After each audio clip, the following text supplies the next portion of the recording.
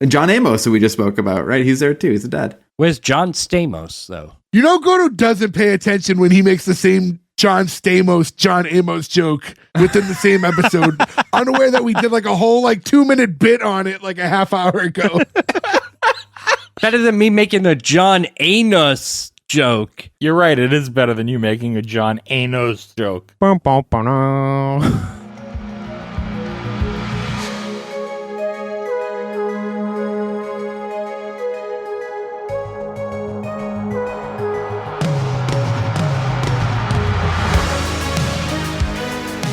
Welcome back, everyone, to S1E1, a show where each week we pick a different sitcom, watch just the first televised episode, forgetting anything we might know about the future run of that show, rate it and decide if it's a show we want to greenlight or cancel. This week we're going to be talking about All in the Family. All in the Family went 205 episodes over 9 seasons on CBS. Here we're talking about episode 1, which was called Meet the Bunkers, originally airing January 12th, 1971. To get things started, I'm Jay Gags. With me, as always, the boys, Joe, Berg, Nick, and Gordo. What's going on, guys? Hey-o. Hey. Hello. Goys were goils and men were men. Oh, I was worried Joe didn't have a quote because of all of the lines that I know I can't say throughout the episode. Yeah. I was like, I gotta pull out the record. I can't just say anything from. I mean, there's some things you could say, but like, we just don't frankly believe there's any, any God or whatever. Like, you could do that, but that's not funny. Yeah. So, anyways, just before we even get into it, Joe, this was your pick. Yeah. Was that just so we could unlock the 50 shows that we needed that were all spin-offs so we can start doing all of those now? I mean, a big part of it, I definitely want to do 704 Hauser Street. That's a big one. But of all the ones? Oh, that's the big one? Not Good Times, not the Jeffersons? Are you surprised? No, those are all good, but 704 Hauser Street is like the insane one where you're like, oh, a black family moves into the Bunker's house in the 80s with John Amos. Like, that's got to be so fucking fun. I've never seen it. But no, I loved all those shows growing up. And this is maybe one of my top. Sorry, John Stamos and his family of African Americans moved to Queens in 1985 to the Bunker's house. Would fucking watch. I mean, to be fair, John Stamos did do Archie quotes all the time on Full House. That's true, they do. Yeah, when they go on those racist tirades. Well, Jesse always says, though, could you, huh? Like, he does that a lot. Yeah. Yeah, obviously, All in the Family, classic show. 8.4 on IMDb, 85% audience score, Rotten Tomatoes. I feel like, I know the show's still super iconic. As far as streaming options, though, like Pluto and Tubi, like, it's not really anywhere that prevalent. Is that because of, like, the world changing so much and how aggressive some of the content is? Do you think that's why it's not as easy to find? I don't think so. I feel for so long the show like superseded all that, but like I'm just like, why is this not on like Hulu or Netflix, you know? But to the show's defense, this is the Blazing Saddles thing, right? Where like you put all this racism and homophobia and everything up front to make fun of Archie, right? And show that he's wrong, right? That's why Blazing Saddles is so genius, right? It seems fucking insane, but it's all in the service of showing how dumb that shit is, you know? I get how it was done, but it's a real head scratcher to me that a show this iconic isn't like more readily available everywhere. I mean, if it was I get that it's an iconic show. I don't think people are chomping at the bit to watch it, though. I mean, like, it's just like, I don't, like, if it was existing on a platform, you really think it would be that popular? I don't. I really don't. I like the show, but like, I'm not going to go stream it. Well, you never know. I think the way things go now, honestly, we're just victims of like what's on the apps and what we see. Like we've talked about this so many times, how television's it's just consumed so differently now. And the shows like that get the rewatches are the ones that are just in your face, the ones that not only do the apps have, but they like throw at you on the home screens and stuff. Like that's what you end up watching over and over again. And because of that, there's shows that were like way less popular that have like more significant runs modern day because we see them. And that's just kind of how it is now. Yeah. This show had 2 pilots before this episode came out. We do first televised if you're new to us. So we are doing Meet the Bunkers. It's kind of crazy that this took like a 3rd pilot to get it right. And it was really just like recasting Michael and Gloria's characters. You can watch one of the pilots too if you have the first season, and it's weird. But I had to ask Nick when I described the plot to him. I was like, did I watch the right episode? He said, yeah, because this really didn't feel like a pilot. Throws you right into the middle. Yeah. This is, I mean, we'll talk about it. I really was like, I've been biting my lip for the last few days. I did my notes a few days ago on this one. I've wanted to say something, but didn't want to spawn into a conversation before we recorded. The fact that this whole episode takes place as one continuous scene in the living room, dining room area and never leaves it the entire time. You get the kitchen for like a second, but that's it. Yeah. It's very play-like. Yeah. That's a good point. It's very much like a play, a teleplay. Get the horny meathead. This is a run for Horny Frank's money with Meathead here. He kisses her and he just gives her the sex stare that she has to be like, no sex with me right now. No sex with me right now. It's fucking bananas. We have like this episode. I can't remember how many minutes. It was a few extra minutes. Not standard 22. 26, I think. It was 25, I thought. Yeah. So like you have a 25-minute episode that never breaks from like basically one room. Only 5 characters are introduced. It's all dialogue just the whole time. But it's just very interesting in that regard that it would play that way. I will say this, not to tip my hand, but it didn't feel like a long watch. No, it didn't to me either. It's show your hand, I believe, right? Because it's a poker thing. Do you guys know what the fuck I meant? Look, we might be wrong too. That's why I said I think. I wasn't confirming. I said I think that's what it is. Tip your hat. All right, so not to rustle some jimmies, which I apparently did. Feathers. That's a racist New England term for chocolate sprinkles, and you shouldn't be saying that on the All in the Family episode. Not racist. Yes, it is. Jimmy's is indeed a racist term. That's why nobody says Jimmy's anymore. And that's why when the old Italian guy at the ice cream truck used to say, chocolate Jimmy's, we'd be like, that's double bad. You can't say that, Salvi. Salvi. What you like? chocolate vanilla or mix? He was a very nice man. This is the weird shit when we've all been friends for so long, where like something like that comes up and everyone gets sucked back 35 years into the past. To jump right into the episode itself, first, right off the bat, and I mean, we always say like trying to forget anything we might know about the future run of the show. This intro, this song is so part of like this cultural, like it's ingrained into your brain. Yeah, it's there. Like I think there's people who have never seen an episode of this show who know the intro. I feel like most people say Hoybert Hoover, right? Like your brain is conditioned to say Hoybert Hoover and not Herbert Hoover. We're the last generation to have watched this show. Like this is, we were like, it was off syndication. Often. It was on often. I watched it every day when we were kids, yeah. And it was on Fox, like our local syndication, it was on every afternoon. But Nick, I think that argument can be made for almost anything that's like pre-1980, based on just the way things are, again, like with the streamers and stuff. Just kids just don't have the same access to television shows we did, because there's no more, like, we touched on it earlier, but like the days of turning your TV on to whatever channel happens to be there for background noise is like just gone. So like you don't go to Netflix and just find, like, you like have to search for a specific show and then play it. That's where the Plutos and the Tubies and stuff have come in, or at least for me anyways. Like for my work day or whatever, I'll throw Pluto Live on in the background and it will just play like According to Jim all day or something. Yes, I never do that stuff. It's just the TV's off now unless I like purposely need to watch something. Tubi seems to have stuff you would never like seek out either. Like, I don't know, like a month ago we're doing the same thing and I watched all of Copycat, the Sigourney Weaver like murder movie from like 1993. I was like, I never would have like sought that out. I don't know if that's streaming anywhere, but I was like, oh, invested in Copycat now. I have to finish this movie. Most of the movies on like Pluto and stuff like that are like, okay, I get why this ended up here. But I mean, it doesn't mean they're bad. It's like they're just not something you would think mainstream of. What's good for Tubi is documentaries, because I'll get all like the music documentaries that are like a little left of center that wouldn't be like about Led Zeppelin or something. You know what I mean? Like you can watch basically every music documentary ever made on Tubi. Yeah, and 40 minutes of ads in every episode. And it's all Frank Thomas, as we've discussed numerous times before. Yeah. But for this intro, I mean, obviously Archie and Edith sitting at the piano singing Those Were the Days. And this first episode, was that live? Because there was a laugh track during the intro. When Edith starts singing, they start laughing. I mean, I do remember that being a thing. I feel like they had to have taped this for the audience, yeah. And probably been like the introduction to the characters to them. That's why they laugh at the accents and stuff. I wonder if they did it before taping every time. I never thought to look. Are they wearing different clothes in every intro? Archie pretty much wears the same thing every episode, though, through the entire series. That too. Did anybody else remember him being fatter? Yes.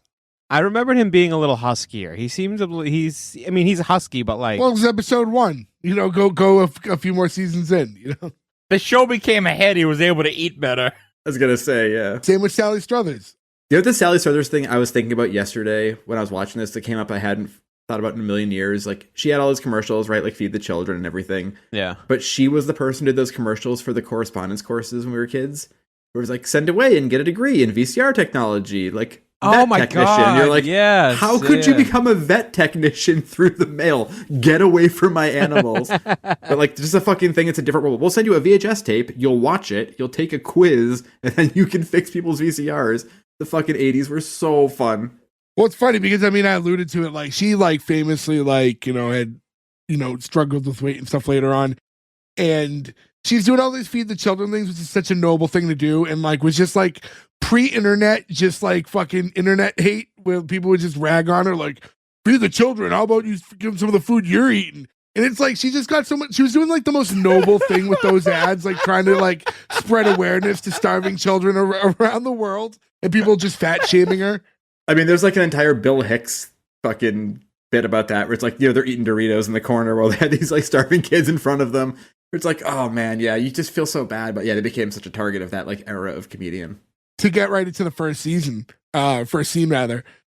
She's the first person we see. Sally Struthers plays Gloria, Archie Needed's daughter, and she's setting up the table in like the dining room area where when her husband Michael walks in, Michael played by Rob Reiner, who it's so funny to me because like this show, because we watched it later on, you know, this show came out in 71, you know, we weren't even alive for another 15 years or so. So by the time we're cognizant and watching it in reruns, like Rob Reiner was like, to me, this famous director who happened to do this acting role before. Right. You know what I mean? Like, you're like, wait, he acted for a minute? Like, that's so crazy. Him and his dad account for so much shit. It's crazy. Well, we just did Dick Van Dyke. Yeah, like. Yeah. Yeah. Oh, yeah. That's true. Yeah. I mean, as a kid too, I watched a ton of this. Stand By Me was one of my all-time, like, watch all the time movies as a kid. Spinal Tap was another one. And Throw Mom from the Train was another one, which she didn't write and direct, but he has a hilarious cameo in as back in Billy Crystal's agent, right? So like, I feel like weirdly he was so a part of my childhood. He and the bear. Mm-hmm. He's the bear. I think the last season, right? Yeah, he's in like 3 or 4 episodes. I'm behind on that. I still need to catch up. Ah, that's a funny joke. Or wait, say it again. That's a funny joke. Ketchup, bear, kitchen, ketchup. That was good and you didn't even know it. Gordo, blink twice. Are you having a stroke right now? You're turning my normal talking into a bad joke. Don't give me credit and make me say a bad joke. That was a terrible joke, Jay. Yeah, damn it. No, I never watched after I found out that season 3 had 0 jokes in it. I was like, oh, all right. And I kind of lost interest. No. Season 2 had 0 jokes in it. Season 3 had some jokes in it. But yeah, so Michael walks in, and I'll say this. I don't know if this was done purposely. Obviously, it would be the other way around because the show came out first. This house to me looks almost identical to the house in Married with Children. Did they purposely make the Married with Children house look like the All in the Family house? Doesn't look anything like the Married with Children house. Yeah, I didn't get that. Yeah, I vibe disagree. at all. Are you having a stroke? If you change the chairs for a couch, it's the same exact No, layout. it is It's not. What are you talking No, about? the stairs are on the back and the left. On Jay's side here too. You could be on his side all you want. You're both wrong. They don't look anything alike. There's a whole fucking sliding glass door missing. Look, I get that there's the patio thing, but I'm saying one thing they did that I don't think it's the whole house, but I'm saying with what I'm with Jay is the stairway up to the bathroom, I think is intentional because they do the same gag in All in the Family where they always come in, again, if we had seen not the pilot, where Mike walks in and goes, "Where's Archie?" And you hear the toilet flush upstairs. That's a huge thing in the first couple seasons of... Having a bathroom upstairs doesn't make it the same house. No, but they come in and it's the same shot and they ask where he is and you hear the flush. And it's like, Al's upstairs. Like, it's... I have a bathroom upstairs. Am I in the fucking Bundy house? Before we get ahead, I do want to mention... Yeah, the Ted Bundy house. Watch out. All in the Family, Gordo, I don't know if you were aware, first toilet flush heard on television was in the show. No, I wasn't aware. I thought that was... Gordo just greenlit it immediately. Was it that? We did something toilet related. Was it the first time it was Bunch? like seen. Yeah, first time you could see a toilet was maybe Brady Bunch. Yeah, okay. Yeah, this is the first flush. Oh. No, there was no toilet in the Brady Bunch. It's even a joke in the movie that all those people live there without a toilet. Oh, right. I forget. We did something there where they showed the first toilet. Yeah, we did one recently, but this was the first flush. To me, I think the layout and the way it like flows into the kitchen and just like this, the general aesthetic and color. I mean, I could see the color maybe. Like Sure. they both were very poorly colored, but I mean, layout wise, I think this is a good sitcom house, though. I would say this also was definitely in a Kevin Can Fuck Himself. I feel like they try to make the house look a lot like the Bunker's house. I In can that. see that.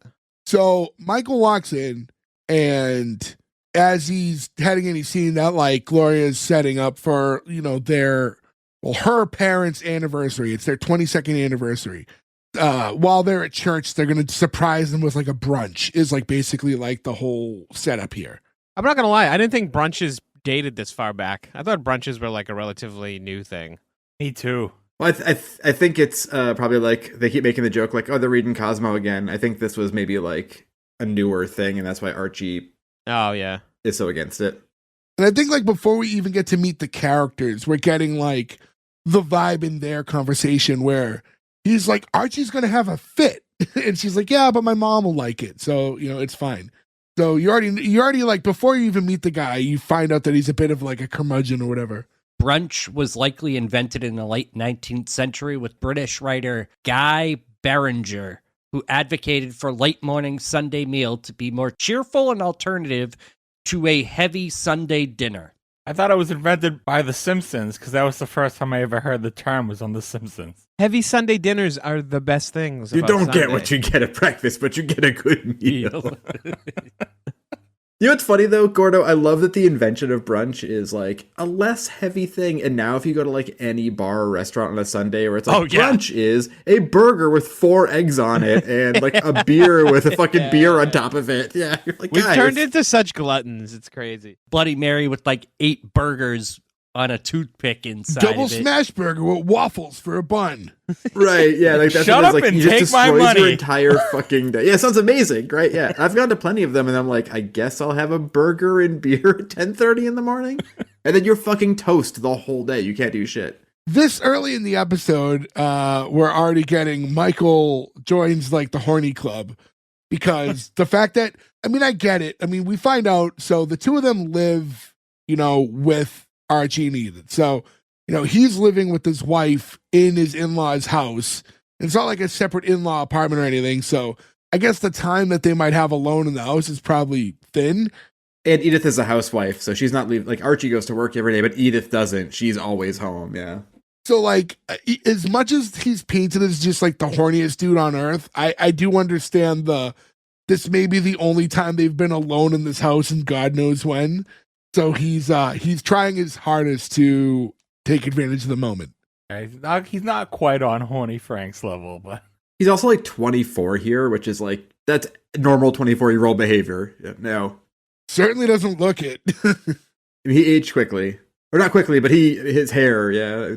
His hair started receding so fast just in this season that by like mid-season he had to start wearing a hairpiece. I mean, I forget who said it. Somebody was saying a story about like one of his friends, or maybe it was Penny Marshall, because he married Penny Marshall later on. But like they would go out on the set to get like lunch or whatever afterwards, and he would take the hairpiece off, and like people didn't recognize him. So he had like that good thing of being super famous, but like he could walk around and nobody even recognized him because he looked so different. He's trying to do a little kitchen hanky-panky, and he's reminded that Lionel's upstairs. And Lionel's like the neighbor, and he's currently like fixing the portable TV for Archie. Lionel is Lionel Jefferson, which is why the Jeffersons, one of, you know, the biggest of the spinoffs that come off of the show.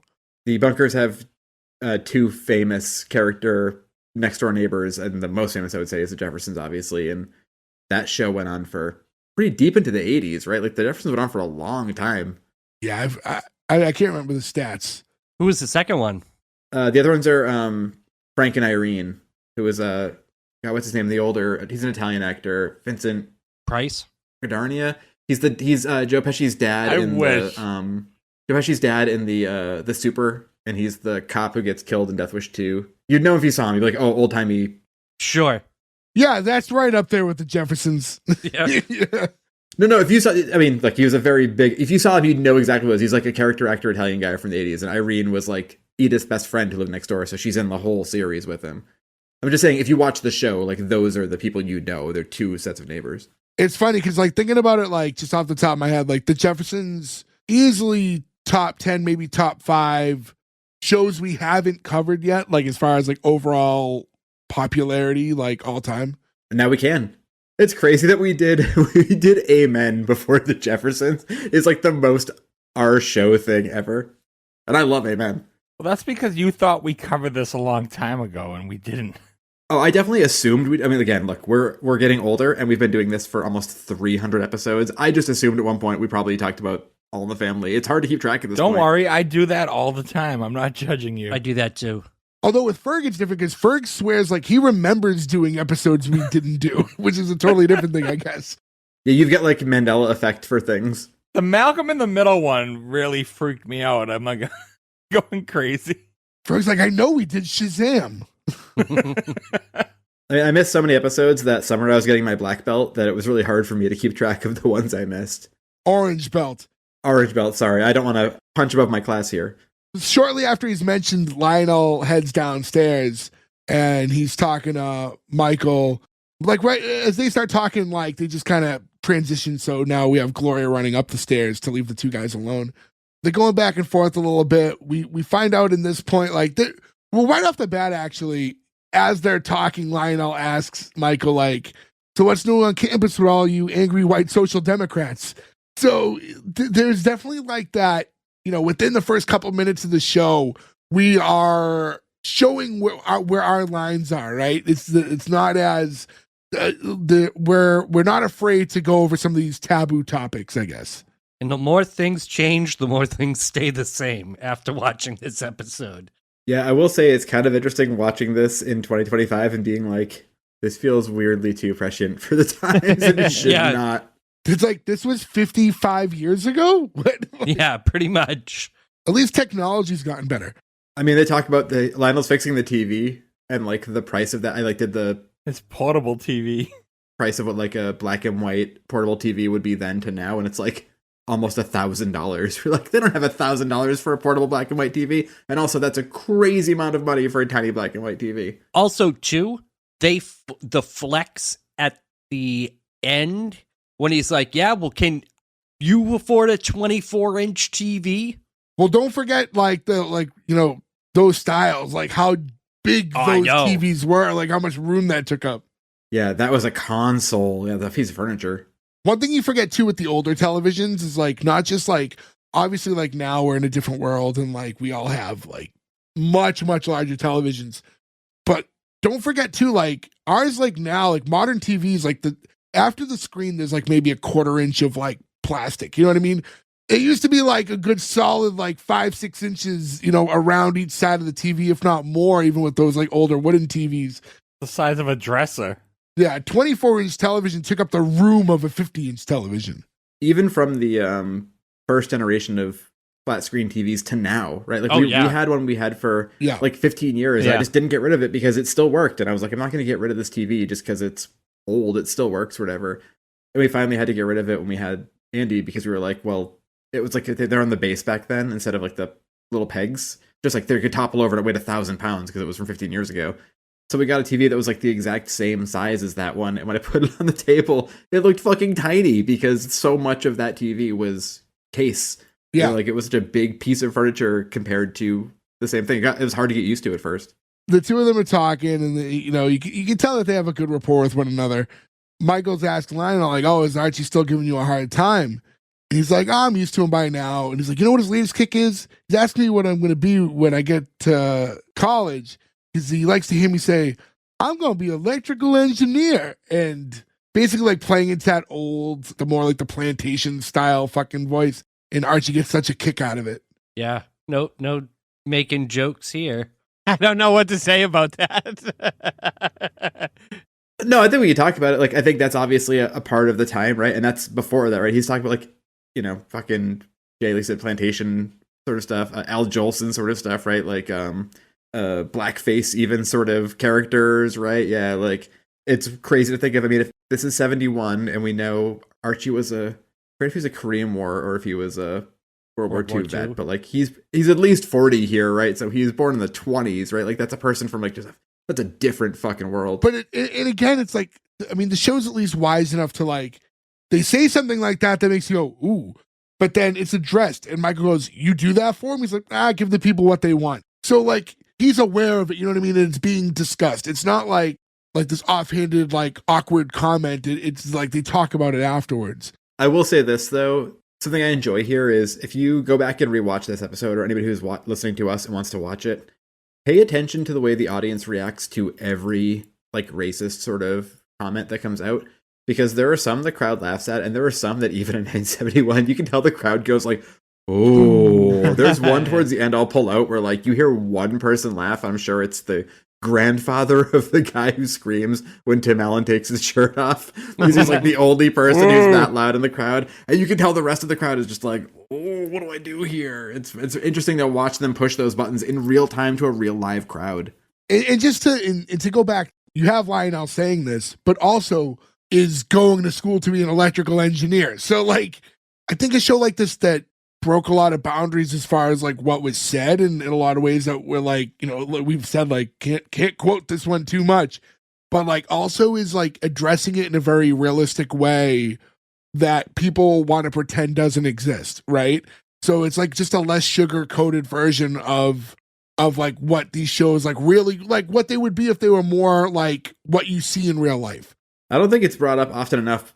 I think Norman Lear is like should get credit for like the amount he maybe helped to fucking show how stupid racism is in this country. You know what I mean? Like from going to show Archie here, then to like championing things like the Jeffersons and Good Times. Like he like really, Sanford and Son, like it's interesting how much he like put that into the public conscious and like probably changed a lot of people's opinions, and like pretty impressive. Sure. It's one of those things like, it's funny because just the time we were born, like, it just wasn't in our faces as much, right? Like, I don't want to say that there was a point where like racism did not exist. It existed when we were born. It exists today. You know, like the racial tension was so much higher. Like, you know, it's like in the 60s, especially now we're coming into like the show in 71, just such a higher thing at that time.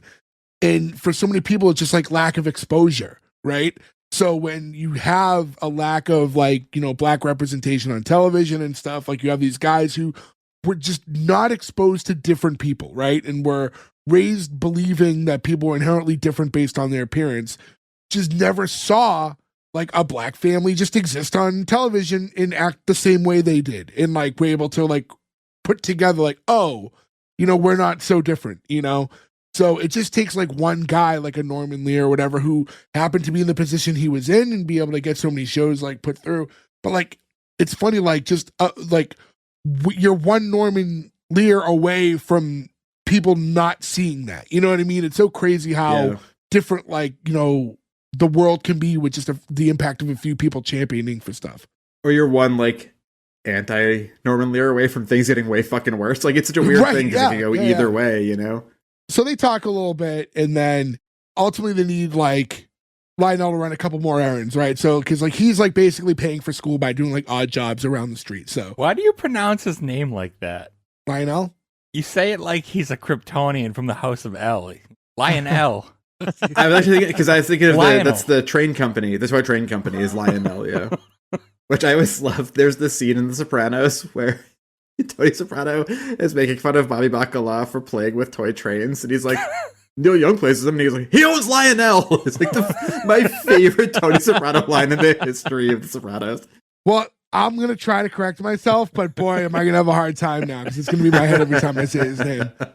I always think of the He-Man skits. Remember, like the on E-Bomb? No, Thundercats. Yeah, that was it. Yeah, you know what I meant. Where is the fucking Pipe Boys?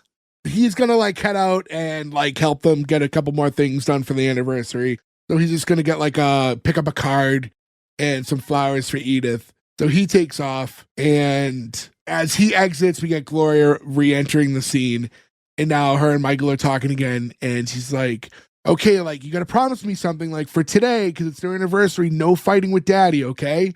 Also, real quick though, can we just address that she gives him $1 to get flowers, so flowers cost $1 back then? In fairness, when they ask if that's enough, he's like, "Where I get my flowers, this represents a buck profit." So, Love that line, yeah. Also, yeah, 1970, you could get a bouquet of flowers for probably 85 cents. Probably cheaper. in fairness, if you go to like a supermarket, and you're not getting like roses. You can still get like a little $6, thing of flowers yeah. for like $6 sometimes. You know. I got my wife flowers recently from like a florist. It's one of those things where they just like, Overpaid. oh yeah, of course. But I was like, I want to deliver it. Like she's having a bad day. Let me be like a good husband or whatever. And like you do it, and it's like, I like going to the florist because I can be like, hey, can you make me this and this price range? I can say, I want to spend $30 and I want it in a vase. Like, and it's going to be the best version of that. No, like I'll say, having spent a decade of my life working in a supermarket and specifically working in like produce when I was in there. you also sold flowers on the side of the sure, road for a while. but that was more like pre-made stuff that was sold for like holidays, like when I was a kid. Yeah. But like when I worked in produce, the produce department, at least in the supermarket chain I worked for, we also handled the floral department, right? And like I've made a billion floral arrangements in my life, like before I worked at my present job.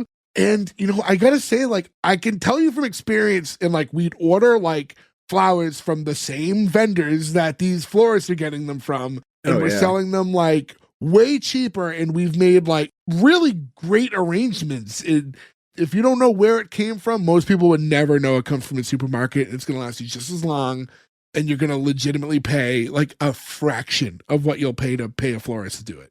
So they just send you a bunch of each individual flower.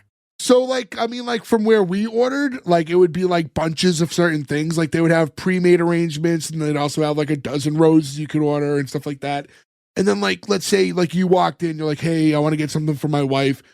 And, like, we would have the setup so you could, like, grab a dozen roses, and you can get, like, a thing of baby's breath. And even if you wanted to mix another flower in with it, you could pick up, like, 3 or 4 different bunches and give it to me and tell me what vase you want. And, like, I'll put it all together, and I'll make it look nice and zhuzh it up a little bit. You know, I'll figure out roughly what I'm going to charge you for it and print out a sticker and give it to you. And like, so yeah, because like it's customizable there, right? They'll cut anything open for you as long as you pay for it. But yeah, I've made more floral arrangements than most people realize in a past life. Well, when we all figure out our retirement place where we all open a business together, we can have a floral stand too.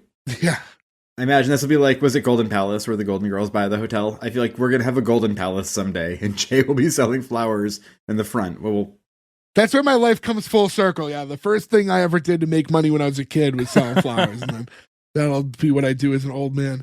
Yeah. So after that, the two start to kiss, and when she goes to like head back to the kitchen to like get more stuff ready, he like, you know, like grabs her arm and like pulls her back in. She's looking at him and she's like shaking her head no, and he's shaking his head yes, and it's getting a good like crowd reaction because they're both being very animated with it.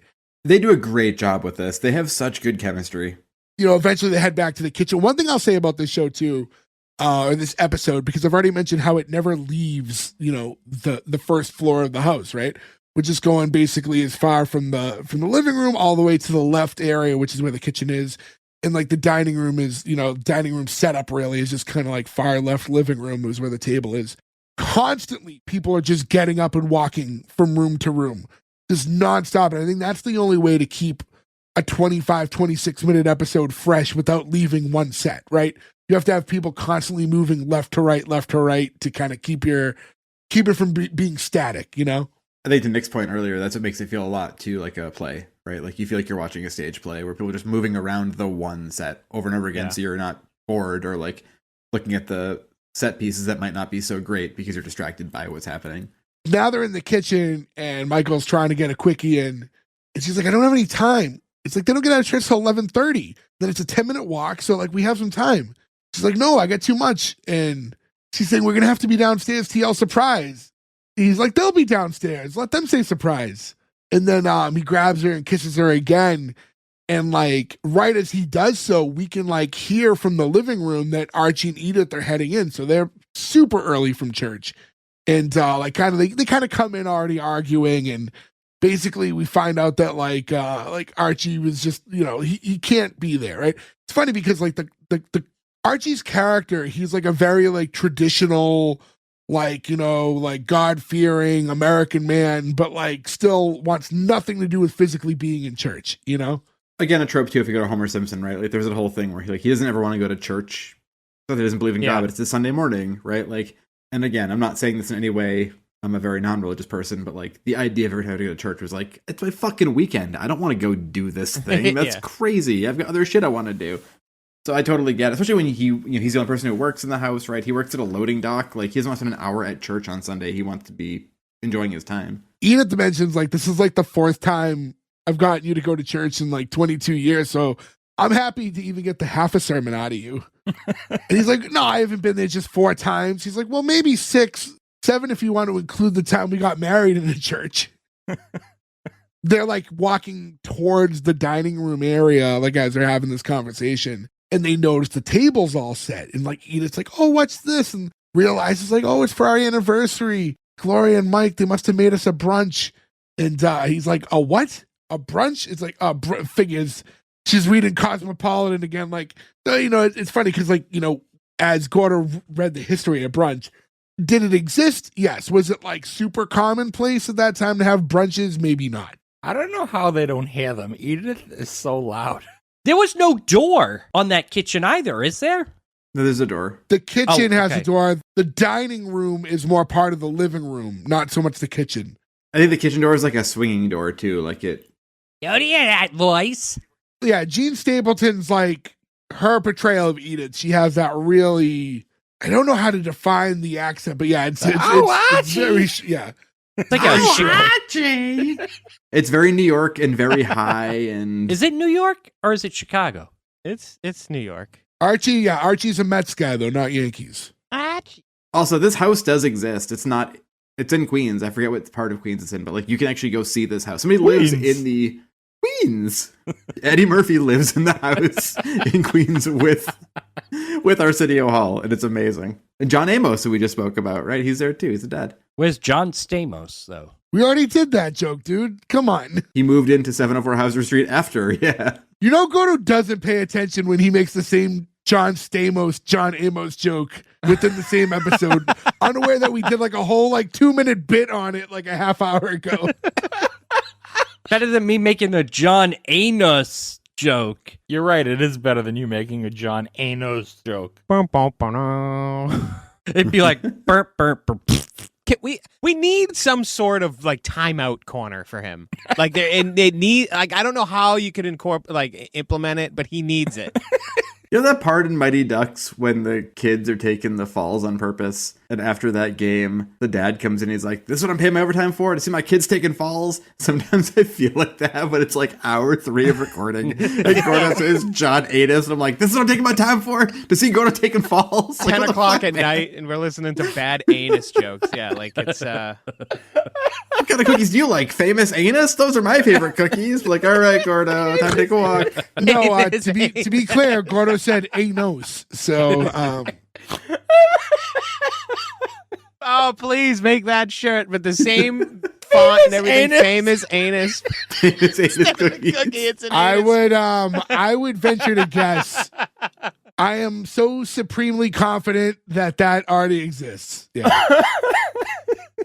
And Famous Amos was in 2 sitcoms that I could think of at least. He's in The Office and Taxi. They didn't do a good job of the picture. They did it in the right font. I'm putting it in the chat right now. All right, I think we can. Wait, do we make Gordo Famous Amos though? Gordo is our Famous Amos. Yeah. You can be Famous Anus, Gordo. We gotta get you a costume. I honestly want to look up how much it costs to get like 100 bags of cookies made with a label so we can give them away as our next giveaway with Gordo is Famous Anus. Gordo, I will eat a non-gluten-free cookie and go to the bathroom for 2 straight days. Then you'll be the Famous Anus. Yeah. Well, then next year for the giveaway, we can do me on the bags. We'll just keep it going. Yeah, I mean, you can put my face on the bag. That's fine. Gordo's Famous Anus. I mean, writes itself. Your face wouldn't be on the bag. You can, do you want me to make you like one of those butthole chocolates? Well, moving straight along from that. Right. Moving on. Wait, time out. What's a butthole chocolate? Oh, you can make molds. You take like a silicone mold of your like butthole, and then you give it to a chocolatier, and then they make chocolates. How do you make a mold of a hole? They'd have to pour silicone in your asshole. Yes, you do that. How do you make a mold of your butthole? You make a mold of the area around it. No, I know how. You scoop it into your cheeks. I don't know. I haven't done it. I just know people do it. It was like a thing people did. If you look up, This was an overtime force. So you can go to take a fall. if you look up butthole chocolates, I'm not looking that up. I'm not going to look that up. I think you probably just misremembered something you saw in an episode of Real Sex when you were a kid. HBO's finest. Can we do a side podcast where we review all the old Real Sex episodes? So while Edith and Archie are standing in front of the table, we have Gloria and Mike head in from the kitchen, and they're still kissing. And it's like the whole, she's like legs wrapped around him, and like he's like walking for the both of them as they're still embracing. Archie gets into it later, unless you did it and I missed it. But that skirt is short for the times. It's like especially for the 70s. They're unaware that they're in the dining room because they're in the throes of making out. They look over and notice them, and they like try to sing happy anniversary like impromptu now in the awkwardness of being caught. I thought they were going to walk in on them doing it in the kitchen. They didn't go that route, though. Not quite that far, yeah. They kept it a little tame. I like this too because Gloria is so much smaller than Mike, right? Like her walking in, or them walking with her as like on top of him, is such a funny visual. Like you couldn't do that if she was also 6 feet tall, Archie does make mention though, like if they had come 5 minutes later, that song was going to be coming from the bedroom. Remote from the bedroom is such a funny fucking line. Yeah, that fucking made me laugh so hard. Like live, remote from the island, Bob Hope. Just Bob Hope holding Gloria, having sex with her.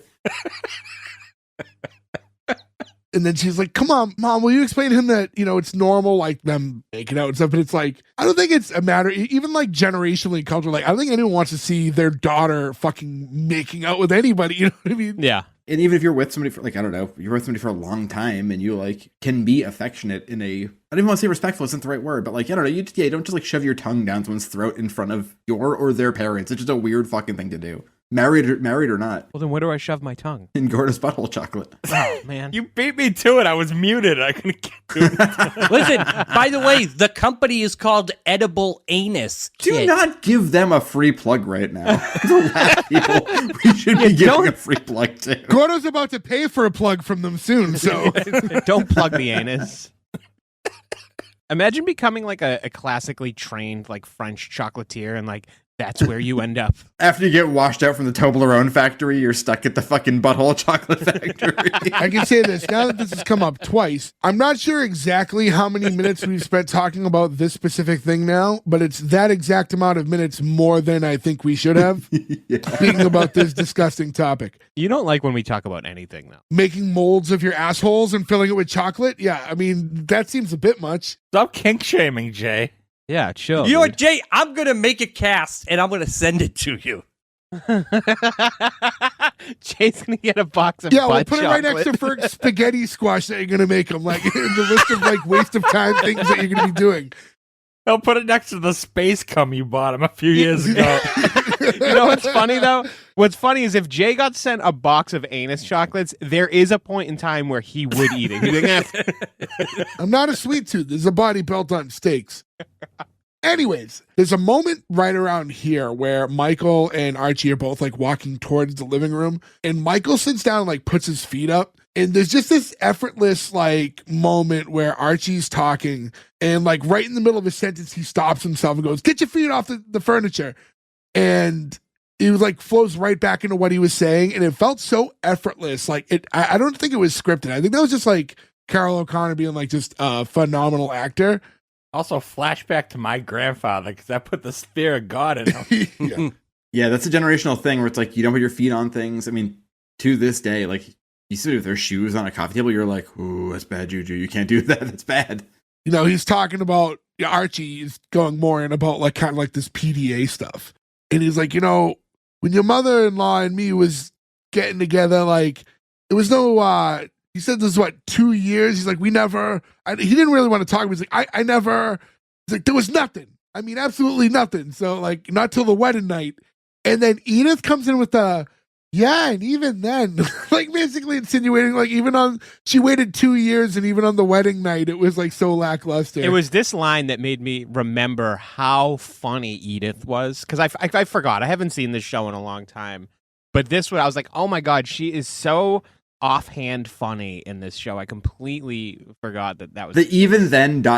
trail off too, right? That she knows she's saying something and doesn't have to finish the sentence makes it so much fucking funnier. The character isn't even trying to be funny at that point. She's just speaking what was on her mind, which is what makes it really funny. I think what gets lost in Edith's character is because Archie's such a strong personality type and is always like yelling at her and is more like forceful in just his delivery, that like he's always like using her as a punching bag. But you forget how much like through her sweetness, how she shoots back at him all the time.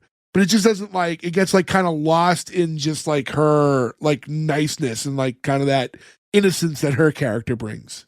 One thing too that's worth anybody looking up if they've never seen it before, because like you forget sometimes that people are actors, right? They're real people. Like to me, Actor. Like, actor? Like Edith and Archie are those characters in my brain forever, you know. But there's a picture of Gene Stapleton at Studio 54 in the 70s in like a sexy outfit with Alice Cooper, and it's the most mind-blowing photo you will ever see. Where you're like, oh right, she's not actually Edith. She's a fucking actor. This is like a gig for her, right? Well, it's like Carroll O'Connor, who like he's like one of those guys who like got so the world just couldn't see anything but Archie Bunker when they saw him for the rest of time. Yeah. Well, In the Heat of the Night, though, I mean, like, In the Heat of the Night was like a show that was on all the time we were kids. That was on TNT every fucking day, like every summer vacation. And like Carroll O'Connor, like was like famously like a much more liberal guy, like in real life, but you know, played the polar opposite on this show. Also, if anybody hasn't seen it, I mean, like everybody in this is one of those shows where I'm like, oh, everyone in this is in like 10 movies from the 60s or 70s I love, but there's a great war movie that's a funny comedy that's Carroll O'Connor's in it, Clint Eastwood, and Don Rickles called Kelly's Heroes that is definitely worth a watch. I think I've seen that, actually. I think I've seen really that. funny and really good. What was the cop show he was in later in life? That was In the Heat of the Night. I remember that was always on after something I watched. It may have been on before Raw. I think that might have been before Raw, and after Raw was right. Silk Stockings. Yeah. Right around this time, they're sitting down now, and Gloria brings her parents both some orange juice in the living room, like on a tray, like trying to, you know, make the moment feel a little bit more fancy, right? Archie kind of gets into it. Edith's explaining how it's like, oh, it's very today now to like, you know, you don't have your whole meal in one room. When she says that, he like looks at her and says like, you're a pip, you know that? A real pip.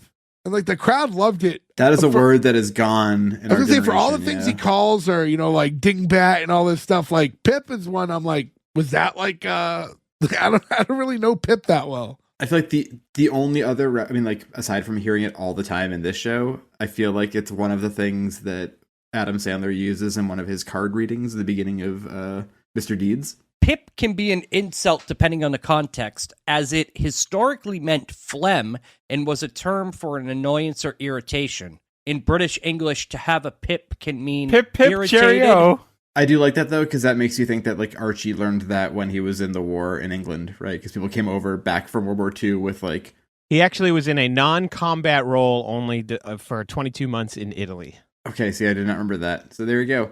But he would have been one of the people who came back with, we just got a big book about the history of pizza.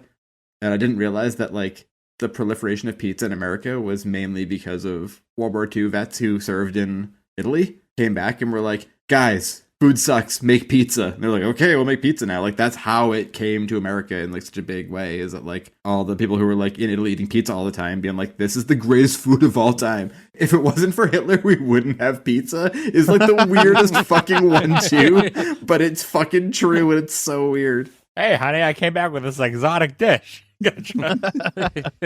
Gloria sits down. We already made mention how short her skirt was. This is when Archie makes mention of it. He says that, you know, every time you sit down on one of them things, the mystery's over. How do you not laugh at that? It's so...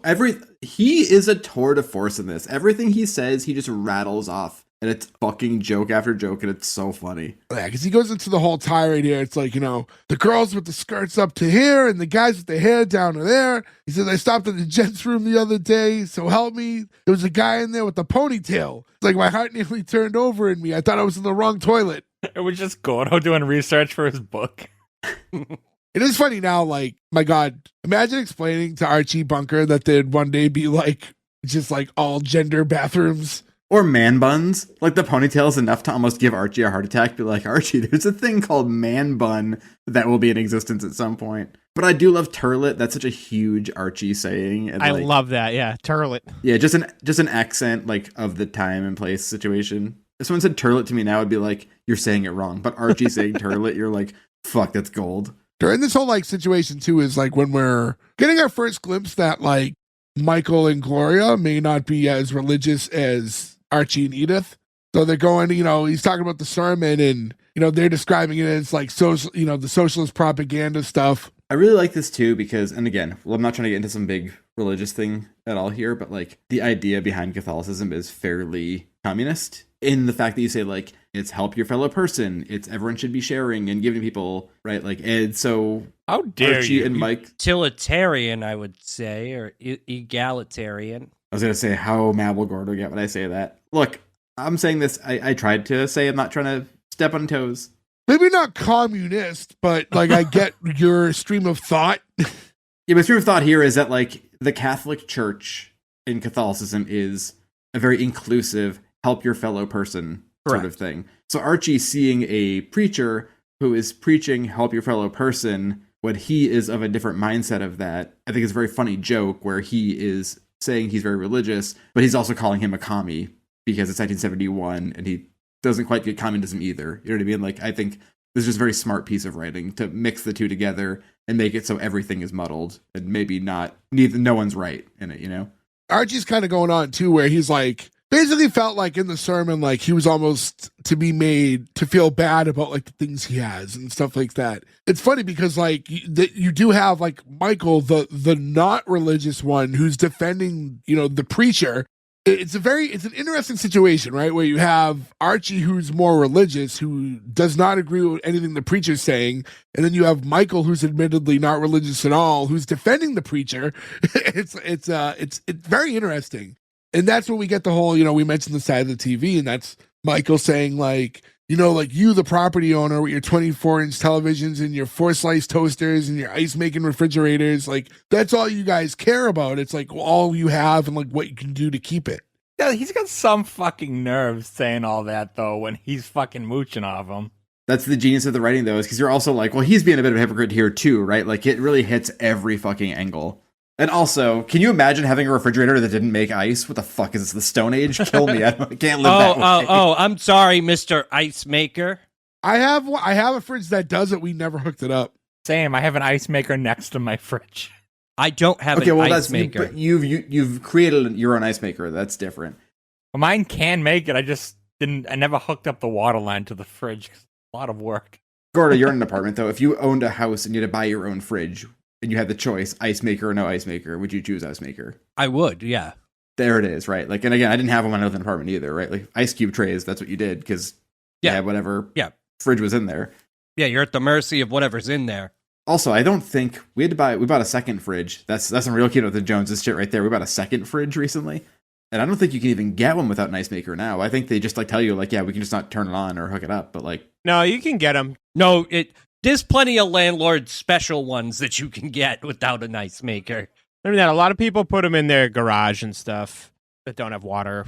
Yeah, like our secondary one, that's what we did. Like, we don't need ice for this one because it's like our second fridge. It's like the garage fridge, but you could hook it up if you had water line.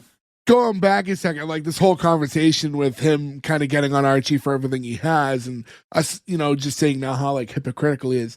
Archie shoots right back with him. He's like, well, you'd care about all that stuff too if you had anything, but you're living off of me without a pot to peel a potato in.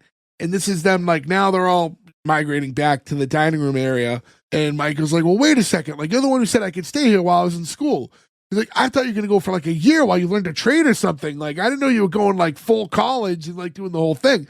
He thought, so like definitely the situation was not what he was aware of, but like now that they know each other a little bit better, he thought he was just gonna take a class, not go to school, and basically get his learn a trade. Yeah, get a certificate so he could be a whatever and then be done with it. The kind of funny thing too to think of that now we're 50 years out from this, and it's sort of switched back again too, where getting a trade is becoming a more prevalent thing than a degree. I wish I went to trade school. Instead, I went to high school because I didn't want to not hang out with you guys. What an idiot.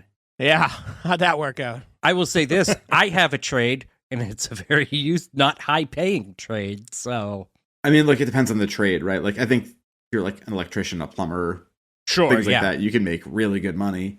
When you look at the world, right, when it comes to the trades and stuff, and I think this is a forever thing and something we've kind of learned now almost 6 years removed from the pandemic, there are certain things that will always be needed regardless, right? In in the age of AI and all this stuff and just computers in general and the amount of jobs that have been able to be replaced through all this stuff, there are just certain things that you're always going to need a plumber, an electrician. There's just certain things that you need a human body to get dirty and accomplish. And also I think a real brain to think of things. But also I would say our generation, I think, got hard pushed to college, for everyone to go to college, more than most. And you just have basically an entire generation of more people with very specific skills with not enough jobs in those fields. And then not enough people doing all the trades. So now the pendulum shifted and all the need was for people who have all these trade skills. So now they're making all the money based on the supply and demand for a good plumber, a good electrician, and so on and so forth. I mean, when we grew up and we're 21-ish years out of high school now, to be sent to the vocational high school, it was almost looked down upon. Demeaning thing. Yes. Yeah. Whereas if you went to vocational high school, you would leave that with an apprenticeship, get a good paying job, and have no debt right at 18. Whereas if you go to traditional 4-year school, sign up for 4-year loans, and then deal with compounding interest while you worked at low-paying jobs for 10 years. And for whatever reason, it was just embedded in all our heads that was not the proper way to go about things. Yep. And it's weird to look at now, you know what I mean? With an adult brain, until I kind of look back and go why is it treated that way? It's it seems silly. Because it's taken as you were too dumb to go to college. Yeah, but that's not what it is, you know what I mean? It's just being focused on what you... I know, it's not. I'm just saying that's... No, I know. But it's very interesting that's kind of the way that it was presented to our generation. Yep. Yeah. I think a big part of it too, though, was I think very earnestly the generation above us being I want you to do better than I did. Yep. Right. So go to school but they didn't foresee that the collapse of that world, Not to make this a longer conversation, but in our parents' generation, to piggyback on that, they were seeing people coming into their jobs with a college degree, coming in at a higher position with more salary. Therefore, that's what you would want to push onto your kids because that's what was... And I think the idea was we don't want you guys to have to do the hard labor. Correct. We want you guys to have a cushy job where you can sit down and use your brains and not your muscles, Get Monday holidays off and yeah. The conversation really starts spiraling here, and this is Michael really starts going off on Archie, and he says, Gloria, I'm sorry, I know I promised, but I got to say this. And they're talking about, he says, you're saying the breakdown of the law and order in this country, Archie. He's because we have poverty, real poverty that Archie doesn't quite see from his perspective, right? And he's and the reason is because of guys like you who are unwilling to give the black man and the Mexican American and all the other minorities their hard-earned share of the American dream. Again, it's for the to go back into perspective here, for a new show pilot episode, in the topics that are being discussed and what's at the end of the day a comedy, it's and then you put this in the frame of this would be crazy for now, and you talk about the shows the Roseannes of the world that were groundbreaking for what they were doing in the 90s. You look at 1971 and the way that these issues are being discussed, this is crazy. When we're looking at not long ago, we just did Dick Van Dyke and that's 10 years prior. And it's just they're doing little song and dance numbers at living room fucking table parties and dancing around the whole episode. And then you get to this, which is such a more realistic take of what home life is in the world. this is such a groundbreaking show. It's wild too. At this point, so much was changing fast culturally in a different way than it does now. Things change quicker now, I think, but they don't change as revolutionary. Like even just looking at music, right? Like if you go from like Bill Haley in the comments, like we're gonna rock around the clock tonight, to 10 years later was Led Zeppelin, to 10 years later was the Sex Pistols, people spitting on each other. You know what I mean? Like that's a crazy jump. We don't really get those big high peaks. We just kind of gradually go now. Like to throw this at people's face in 71, like you said, 11 years from Dick Van Dyke, it is so fucking different. The world is changing so fucking quickly. And then after Michael said that, Joe, you said you really wanted to say the next line that Archie said in response. I believe it sounds something like a No Effects album title. Yeah. I'm not going to say it. Yeah. Yeah. So he's like, if you're blanks and blanks want their rightful share of the American dream, let them go out there and hustle for it. Not going to even scratch those words. It is hard covering this show, though, and also being like, there's a ton of shit we just, like, will not be able to say. I mean, I'm just, like, alone watching this at home and going, ooh. Like, what? Yeah. You're just, it's just what so, I was saying like, earlier, like, some of the crowd responses are, like, pretty telling even for 71, right? So watching it in 2025, you're like, oh. You turn into Lucy? Oh, again. Well, to be fair, that was very progressive, too, because they had a baby. They had wait was that the first one you saw toilet in? It may have been Lila Lucy. No, weren't they the first ones that slept in the same bed? Or no, they had twin beds, but they somehow had a child. Well, you could visit the other bed. Put them together. You use a belt to keep them from rocking apart. Are you guys like cuddlers? Because like the idea of two separate beds doesn't sound that terrible to me. I'm getting more and more on board with that. Like you could like go visit the other bed for a minute and do whatever you guys want to do, but then when it's over, be like, okay, then you get into your own bed. We've joked about that. Gordo before. couldn't do that. He wouldn't be able to snuggle with the dog. The dog can stay in the bed. Yeah, the dog could go in his bed. You're assuming the dog would pick your bed. I was gonna say, what happens when the dog picks your wife's bed and then you're just heartbroken?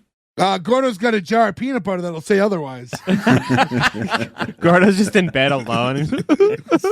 He's just making an anus cast out of peanut butter. Feet are in the air. I like to cuddle, though. Yeah, I mean, yeah. Like, same. who doesn't like to cuddle? I never listen. It's not that I don't like showing affection. Though I hate the arm pin and the being like when you get to that point where you're like physically trapped and can't like move your body. Yeah, I never know where to put the other arm, and then I'll wake up and it's asleep. Yeah, it just there's just no right way to do it. See, you guys are doing it wrong because you have to be the little spoon. This way, you can use both. It is better being the little spoon. It is. I'm not 4'8". I can't be the little spoon. I will say my whole perspective on this is skewed because I've had a baby sleep in my bed for the past year, and now she sleeps sideways. So I don't even have. Our bed is a giant H, and it is a nightmare of kicks. That's exactly what I was about to say. Hey, Joe, ironically, mine is too. I do like not even joking. The dog. Does the dog take up? Yes. It's so funny. And then David Spade's in the middle with his feet up. And the dog is trying to lick it. Dog's trying to lick his feet. So, Doodle, stop licking me. It's David Spade. David Spade. So the conversation here goes on, and like this is like Michael and Archie now back in the living room. They're having this conversation about basically the black man's ability to like get a fair share in this country, and if they're handicapped by their skin and like the opportunity that's given to them as a result. And they're just kind of going back and forth. But again, like conversation that you're not used to getting in like even today's world, like sitcoms, like doesn't really touch on this stuff as much. It does once in a while, depending on the show. Not in episode 1, though. This is a real cards on the table, though, which I love for the writing of this. We're like, look, this is the show. Like, pass it or don't, because it's not going to get any different from here. Right? They're not like backdooring the politics in. They're just like, fuck, this is what it's going to be. So like, take it or leave it. I like this too, because like you have Archie going like, oh, you don't have a million people marching and protesting to get me a job. And then you have Edith from the other end going, no, his uncle got it for him. Which I think is an even better line than the wedding night line. Like, that's so fucking because funny. it says so much too, because then you have this guy who's so strong in his conviction about all these people that are because of all these new things now, they're getting all these opportunities that people aren't fighting for him for. He's just a Nepo baby. I will say though too, like if you think about it of the time, like there was a huge push for if you came back from World War II, they found a place for you to work. Like that was like a huge thing, right? Yep. Like that was a different time in the country where like, hey, you just came back from fighting fucking Hitler. Like Actually, you'll get a job no matter there what. was a time where that wasn't done very well. Was it like after Vietnam though? Vietnam, they had a, like Oh, most of those, no, it changed very much after Vietnam. Yeah, Was like that's the plot of Rambo. yeah, Vietnam. They came back and they were like, "Oh, sorry guys." You can kind of even see it a little bit in Korea too, which I feel like is like the forgotten war of the country, right? Where people are just like, that was a couple years in the 50s. Like people don't even talk about it, which is crazy. Pretty gnarly fucking stories of that. Even when you go to, like, if you're in Washington D.C. and there's like the very famous like Vietnam Memorial, there's like a little like area to the right and like, and here's some stuff for the Korean War. And it's just like a little like, a few like statues. It's weird, especially if you think of in entertainment, right? Which is what we talk about all the time, right? It's like TV and movies and stuff. Like the Korean War and World War I are just like weirdly like, no, this didn't happen. That's fucking crazy. So many people died in both of those fucking wars. As they continue to argue, Archie says something along the lines of like, God could punish you for that, in reply to something Michael said. And Michael goes, God, what God? And Gloria goes, yeah, what God? And Archie's like, what was that? Like but hearing his daughter say it is like what really made him snap. I will say this, as an atheist, that is a 24-year-old atheist comment to your family. That is not a older adult comment. I mean, like you learn that shit with age. Where like if you don't agree with religious and politics stuff with your family, you don't just fucking say it when you're a kid and you're dumb. You stifle yourself. Yeah, you stifle. Yeah. Otherwise, you're a dingbat or a meathead, which we have learned is dead from the neck up. Yeah, because now this is, but it's funny you say stifle because this is where this whole scene comes in too, where he's like, no. He's like, tell me more. Like, what do you mean by what God? And they're trying to drop it now because like I think they realize like the fucking weight of the conversation that they've just potentially opened up. And meanwhile, they're trying to still have their brunch, which they haven't even started to eat yet. And then, yeah, Edith keeps trying to, like, cut in and, like, so they can move along. And he keeps yelling at her, stifle, Edith, stifle. Which is, like, a classic line, like, in the show. It's, like, him saying this to Edith throughout the series. But getting it right in for the show, one. too, I would say, for the pilot episode, we get the stifle, the dingbat, the meathead. We get, every single thing that would be, like, a hallmark of the show. We've definitely talked about shows that like there's a lot of shows that evolve and find their footing. They came out of the gate. And this is one of those shows that knew what it was, from episode 1. Funny, because after this, it obviously cuts to what would have been a commercial, and then they're back at the table, and they all have party hats on. And I want to know what happened in that break, how they convinced Archie to put a party hat on. Yeah. Yeah, that's a cut where you're like, I want that deleted scene. I would have been okay with the extra 2 minutes of this sitcom to be like, how did they get Archie to put the hat on? They look like sad Christmas elves, too. They all have, it happens in a minute from now, but like those hats, what party hats are those? I think they're homemade. That's what I thought, too, yeah. They reminded me at first of like the ones you get out of like Christmas crackers. You like pop open the things, they're like little crowns, but they're like Christmas style hats, right? They're like the stocking caps. Before, I just want to be completely honest with you, I have no fucking clue what you're talking about. I don't know what you're talking. What's a Christmas cracker crown? The poppers, like you pull them and they pop open and they have like the little trinkets inside. Yeah, there's like a toy inside, a little crown. It's like a Christmas tradition. You buy they come in like a I guess I missed out on that Christmas tradition. Me too. I don't know what. We are. did it for years. It was like a whole thing. Same, like yeah. you buy like Really? 2 boxes of them. Yeah, it was. Maybe if I see a picture of it, like I'll know what you're talking about. But I'm like, I think you completely will. drawing a blank right now. Also, Nick, thank you so much for pulling me out of the muck on that one, because if that was me alone, it was going to be a weird thing to try to explain. Yeah, they had a bunch of different things in them. It was like they all had the crown, but then they all had like little like. And there's crackers in them? No, they're called crackers. Oh, crackers is like the English term, and that's what they're like known as, because it was Okay. I think a British is how they started. They pop, like the party poppers. There's Yeah. that sound when you open them. Yeah, you pull it. So there's basically, think of like a bow tie, and you pull it, but they're like big, thick cardboard. And inside of it is like confetti, a little crown, usually Buy like them at Target. a joke thing, and then a little toy. So like you do that, and everyone does them. You see them at stores all the time around the holidays. We got ones one year for New Year's Eve that were like made with real gunpowder. So we're like, let's see what these are like. Just blows his hand off. They exploded so much, and we had our living room fan on, and they fucking flew confetti through the entire house. And that was in January, and we moved in August of that year, and we had to clean the house up. I found confetti pieces fucking everywhere almost 8 months later. Because they're so full. So, but we should get them for a holiday episode. We should all do one on camera. I don't want to get confetti all over my house. Yeah, neither do I. You may have had me if you didn't have that story. It's for the fans. Well, don't get the gunpowder ones. I learned my lesson on that. Yeah, you can get the ones without the confetti. Yeah. There's a lot of dialogue that we could like skip over just because it's just, most of this episode, like this entire It's episode all is just, dialogue, yeah. it's all dialogue. It's just them talking. Like I said, they never leave like the area they're in. There's no real cuts. This is one long scene. But I like in the throes of it, he gets so angry that he doesn't realize that he picks up like that like tea kettle, coffee craft, whatever, by like the spout and then starts screaming because it burned his hand.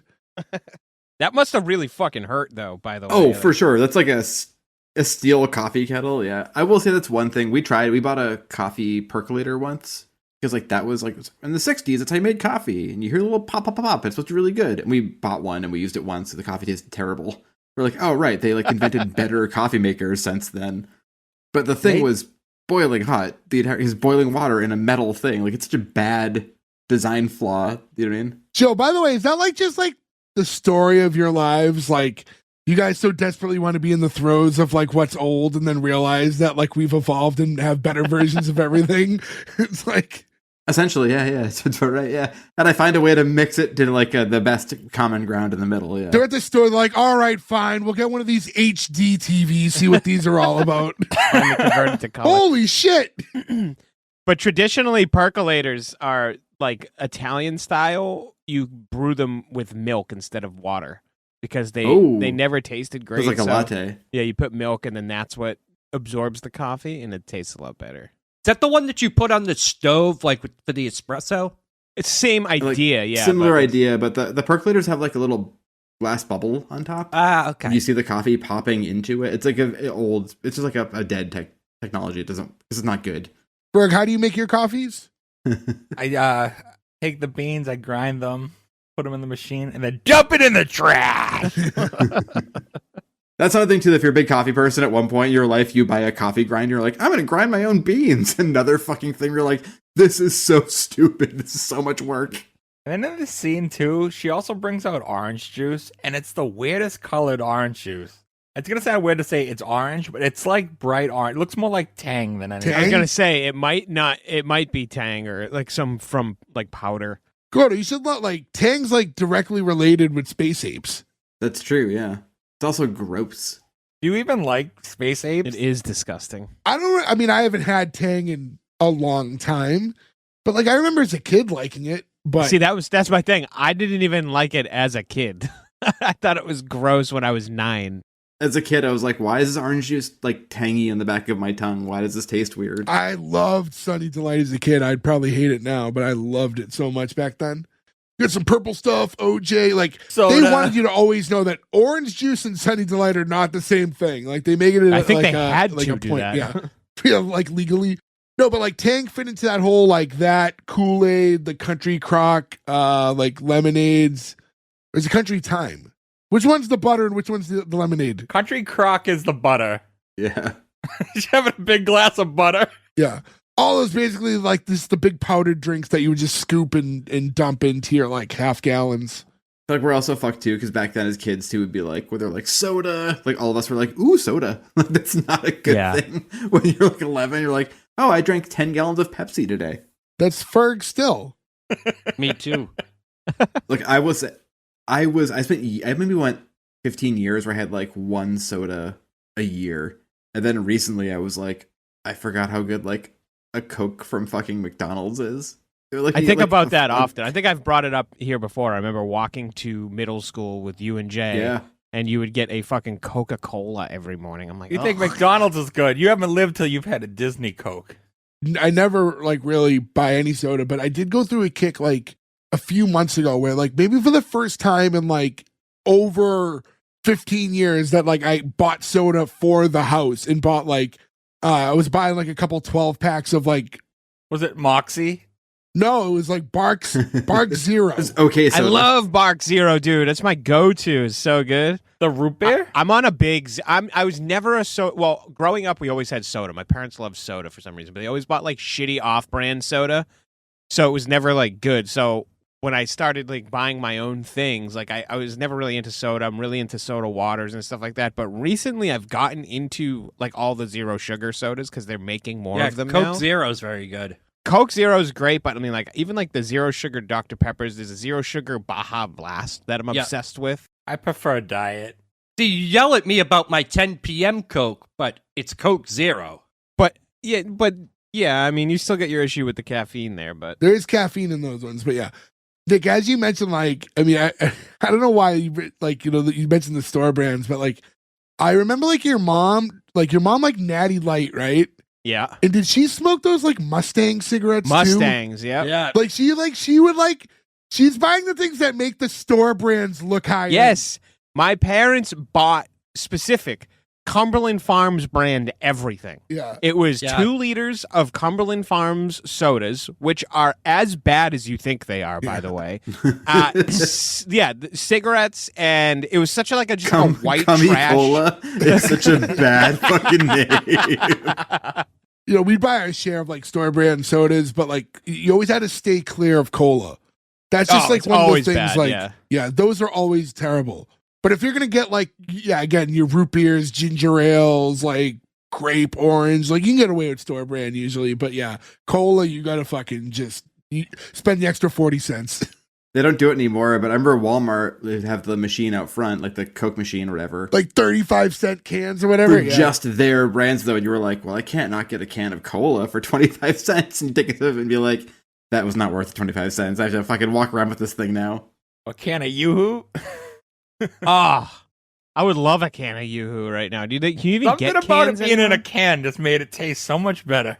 Which is so weird because usually it's the other way. You can always get a can of something, but you want the bottle. But I want the can of Yoo-Hoo. Where do I get a can of Yoo-Hoo?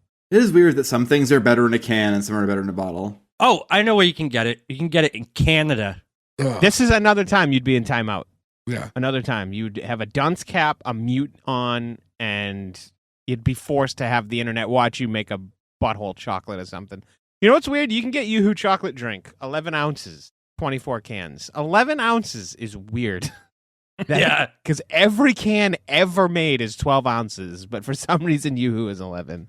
No, I bet you can get it. Dollar General is like the weirdest place ever. The only place you can buy RC Cola, and you can buy like 12 pack of RC Royal Cola Crown for, like, soda. It's so fucking good. Bought a 12 pack of it recently and was like, and then I had made like a whiskey and soda with it and was like, oh, this feels so like Southern white trash, and it was so delicious. To get back into the show, we get that flash forward, and this is, you know, we brought up when they're all finally wearing the hats, like the post-commercial break, and they're sitting there eating, and they're getting on Archie for putting ketchup on his eggs. How dare they? Well, here's my thing with ketchup on eggs, you know, to immediately jump in another tangent. Only with scrambled. Yeah. Hot sauce on others. And in my brain, when you think about it, why does that matter? But it matters. It does. I would never judge somebody for ketchup on a scrambled egg, but if they were like, I got a fried egg, put ketchup on it, I'd be like, you're a fucking monster. Yeah. Yeah. Well, see, okay, so here, think if I got a egg sandwich with a fried egg, I would put ketchup on it. That's different. That's got bread to absorb to ketchup. I wouldn't put ketchup on that. I would. I put hot sauce. I do put hot sauce on my breakfast sandwiches. Yeah, I mean, hot sauce on either egg would be fine. I don't like hot sauce or ketchup on mine, but if you get a sandwich and you have hash browns too, and some of that ketchup from the hash brown gets on the sandwich or the eggs, you're fine with it. But I wouldn't like cover it in it, you know. Also, as Archie's defending his choice to put ketchup on eggs, he burps. And I could say in full confidence, this studio audience is team burp because they fucking died. This is a good belch big in the pop 70s here, is yeah. funny, man. But also, I think that like they were just so not used to something like that being on TV that it jars them. It makes them laugh, right? Because like you just don't see that. Yeah. So Edith is about to get up to like get some more eggs for everybody, and it's like, no, Michael will do it. You know, this is your day. Archie makes a comment that the last time he lifted a hand was to test his deodorant. just those little digs, like, Yeah.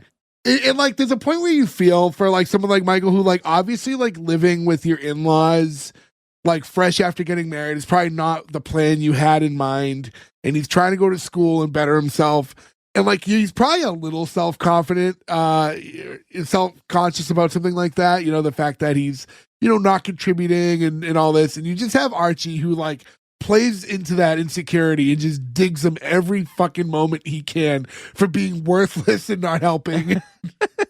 I think too, it's hard to, this is a audio format, hard to gauge, but Carroll O'Connor is so smart where like every couple of ones he says a good joke, he knows to go like this and kind of takes the beat to like sort of almost look at the crowd where like he like lets the joke sit. Like he knows if he says something really funny, like let it rest for a minute to not like step over the line.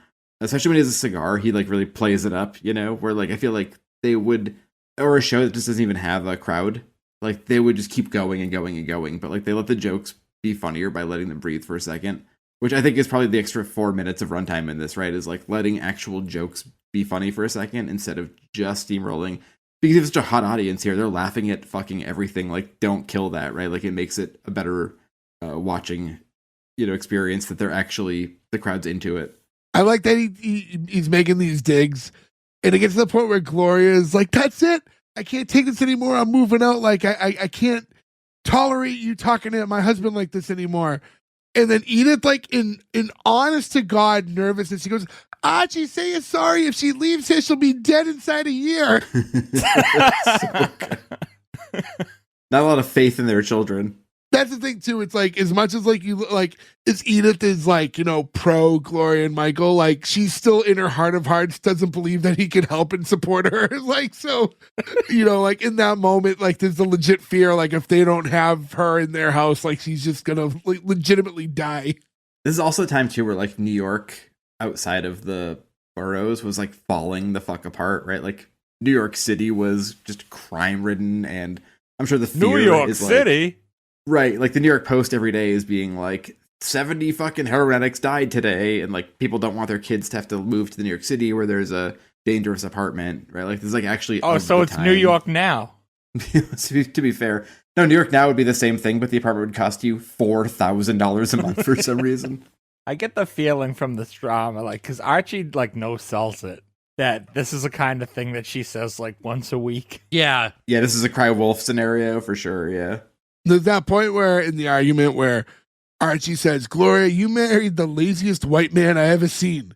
And then Michael's like, "All right, it's bad enough you got to make fun of me. You don't have to make it worse by attacking a whole race." He's like, "Who's attacking a whole race?" Like he doesn't even like get what he's saying, right? When he says like, "You're the laziest white man." Like I think that always goes into like the stuff that like that older generation that doesn't understand, like they say racist shit and they don't realize they're being racist, but they legitimately don't realize that, like they don't get it. And you get lines like this through that. I think that one was a bit of a stretch though, because I didn't hear the racism either. Well, what he's saying, you're implying that like, black people are lazy. He goes like, "Wait a minute, meathead. You said that, not me. I never said, your black beauties was lazy. It's just the systems are geared a little slower than the rest of us." He's like, "What?" And then he's talking, then the black beauties thing. Yeah, that's the racism. Yeah. And then he's like, "What are you talking about black beauties for?" It is so funny though that he's like, "Their bumper sticker says black is beautiful. I'm not being racist." Yeah. Like, the fucking glaring insanity of that is so fucking funny. The fact that he saw bumper stickers that says black is beautiful and just assumed that they want to be called black beauties now is fucking wild. Joe, what is it that Edith says after that? Oh, it's better than when she called them Jays. Yeah.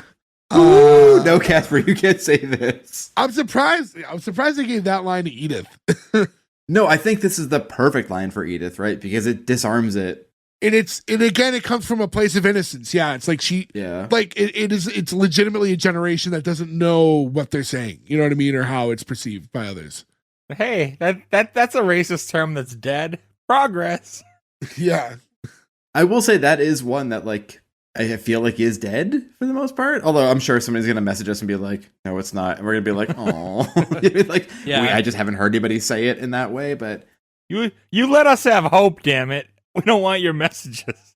But I will say, I think that this does sort of show the future of like Edith and when you eventually see her with the Jeffersons, right? Like, she is sweet with no racism in her at all. Right. So when she says lines like this, it is so perfect, right? Because she's just so sweet that it's not like connecting with her that it's as bad of a thing, because she doesn't even realize what's going on around her in a way. And they kill her off on the show later on. She die in real life? Is that No. why she was No. No, she didn't die until No. like 2013 No, she was just or done. 14. Yeah, it was years and years later. Spoiler alert. There's also the crazy episode where she almost gets raped in the living room, which is fucking another bananas episode. There's a lot of like special episodes of All in the Family. There's a ton There is of also, them. which we have talked about before, there is the episode with Rue McClanahan as the swinger couple who comes over, and like 1972 Rue McClanahan, yowza. Right. So doorbell rings. Lionel comes in, and it's, he's saying like, "Hey, how's it going?" And he has the flowers and the card, and he goes and delivers it to Edith. It's like, "Oh, here's just a present from an admirer." It's like, for me, and she's like, "I haven't had a present for 10 years." And like, something about that was like so heartbreaking to me. You know what I mean? Like, she's like the sweetest woman in the world. And like, I get that Archie's Archie, but like, a woman like her deserves like something nice once in a while. I think that's just was probably commonplace for this time for more people to be more like this Archie. I'll say it. I was going to bring it up earlier and it just didn't naturally come out. But like, there are so many parallels to like Edith and Archie that I see in like my grandparents. Like Edith reminds me a lot of my Nana, who like passed like a little over a year ago. And with the exception, like, so my papa, who's 92 right now, is very curmudgeon. Like he's a lot like Archie. He's only way more liberal. but it's like their dynamic is like so representing like the life I've seen, like, because I basically watched them like kind of grow up in a small apartment together and just be this dynamic. And my Nana had that same like silly innocence to what she was saying that Edith would have. And the same thing, like I can never picture my puppet just walking in with like gifts. Like it's just not his personality type to do things like that. But like, so yeah, so it's like just like that generation, like, I don't know, the woman who's just like the housekeep who just, underappreciated, I guess. So like, it was nice to see Edith elated to get, even this like small token, even if it wasn't actually from who it's being presented as it being from. It's wild to me that you wouldn't get your wife a anniversary. Different times. Yeah, it's just I wild. agree, but I think yeah, it's just different times. Yeah. So he gives it to Edith, and then they're like, "All right, open it up." And then Archie cuts. He's like, "Hey, like Lionel, I want to ask you something real quick." He's like, "Hey, just like let Ma open up her presents. Like she hasn't had a present in 10 years. You can wait another minute." Like it's just like him, like not even like in that moment realizing like, oh, maybe I should do something for her once in a while. It's almost like, she's got something now, whatever. And the two walk over to the living room. Archie starts saying, like, basically alluding to like, hey, like when you started doing odd jobs around here, like I was the first guy or one of the first to like, help you out and give you a few jobs to do to earn a few bucks. Basically like wants his like appreciation for helping out, right? Like to show that he's not racist. Like, look, I was one of the first guys to give him a job. Yeah. This is a tough thing too, where like Archie is almost a little more redeemed, right? Where he's like, he thinks he's not. Right? It's like the hardest thing about it. He's just not self-aware. But yeah. But I love how like even in that he's like, this way you can go to college to become and he sets it up for him to go electrical engineer. And you just see like Archie for the first time in the whole episode just like start laughing. He gets so excited when he says it. Yeah, he really loves the delivery there. Yeah, he gets very giddy. I love that too. I love paying off Lionel at the very beginning of the episode. Paying off the joke at the end.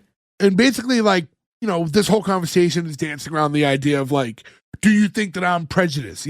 So like he's trying to he hasn't gotten around to say it yet. And then Michael kind of walks in to kind of speed that part of the conversation up. And Lionel's like, what? Mr. Bunker, prejudice against black people? That's the most ridiculous thing I ever heard. And he's like, you see that? It's one of those like, Lionel knows that, yes, for sure, he's definitely prejudiced, but also like, he does give him odd jobs and he does need to make money. So like, be careful. This is another one of those like tour de force performances too here, where Lionel is so funny through this whole thing as they lead into like the I didn't know you were Jewish. Like he just fucking rolls through this whole scene. Yeah, their chemistry is great right here. Yeah, and this is all because of Archie using the word "tookus." So once that happens, it's that whole, he says that to him. He's like, "What?" And he's like, "Yeah, it's a Jewish word." He's like, I didn't know you were Jewish. And they're kind of going back and forth. Now you have Michael. I didn't know either. Yeah. Yeah.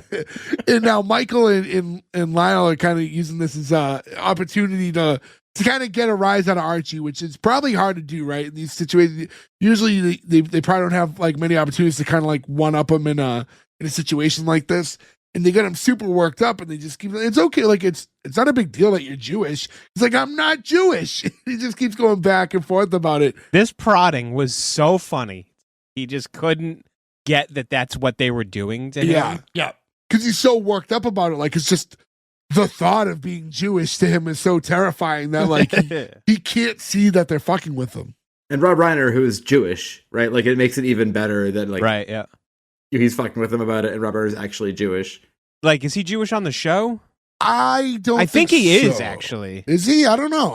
I don't remember if he's. I forget. I mean, they mentioned that he's Polish, right? And there's a ton of Polish Jews, but I don't know if they like make his character Jewish later on. It's been a while since I've seen that far. I feel like if he was, they would have made a joke about it here, and they he would have called him the H word here. Yeah. Did they get married in the Catholic Church? Because that wouldn't be allowed. It says Google says no, he's not. He's a Polish American. Okay. Yeah, and I feel like they mentioned it at some point that they were married in a church. I think the same church that Archie and Edith were married in. When he's like, "Hey, wasn't your father's name David and your mother's name Sarah?" To Archie, he's like, "Yeah." He's like, "Those are both Jewish names." He's like, "Those names are both right out of the Bible. That has nothing to do with Jews." It's so funny, the like non-understanding of that stuff at that time, How any of it works, yeah. How any of it works, yeah. You mentioned that Michael is Polish. Archie makes that known soon after with words. Another skippable line. Again, too, I think a thing we heard a lot as kids from the generation above, like because you're watching stuff from like before you, right, all the time on TV, like this was playing, and like the Polish jokes thing was such a huge thing. And Gordo, I feel like you're easy to chime in on this. I feel like you don't hear that anymore at all. You like, don't. It's not Wait, anywhere near as prevalent as it was. Wait, is Polak offensive? Yeah.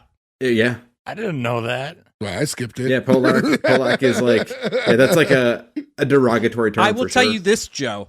I remember going through my grandfather's books. This is how prevalent the Polish jokes were. Was my grandfather had a book of like 100 Polish jokes.